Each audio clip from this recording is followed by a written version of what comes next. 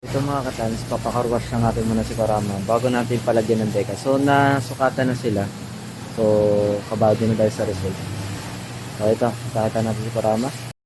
So ayan, pinanilinisan natin kasi madumi na si Karama. Para hindi dikitan siya ng decal, so okay na okay. Ayun mga katans.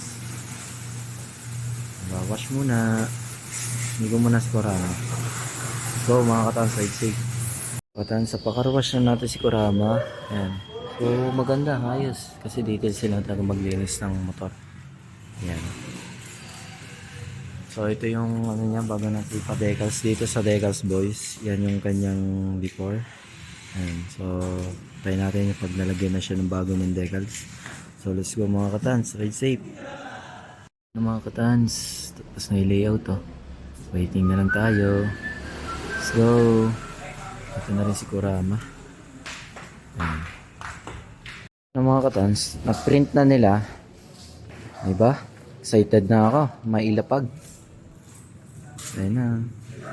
Ang tindekas. Dito, tinatanggal na nila. Tanggal na rin yung sa gulong. Ito naman yung tinatanggal nila. Yan. Diba? Full yan kasi yan yung sa tangke. Yan. Hindi ko nakakabisado yung ibang parts ito eh. Yan. So, antayin nyo mga katans. Let's go. So waiting tayo. Diyan na yung layout. Ito na si Kurama. Ayun siya. Hinantay natin yung matanggal yung day kasi kakabit na rin agad din siguro nila. So ito mga katans, excited na ako. Mga katans, tapos na tayo magpa-decals na Decals Boys dito sa may Ludlod, sa may Lipa. Ayan. So pakita ko sa inyo yung mga kinabit na decals dito kay Kurama. So, let's go. Ito mga katans. Ito yung nilagay decals din. Tapos to. Yan. Hanggang ilalim yan. Yan. Tapos to yan.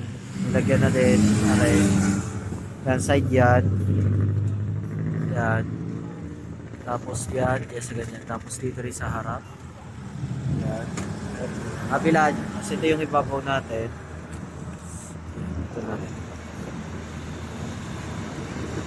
So dito naman sa kabilaan na din mga katans. So pulido ang pagkakagawa.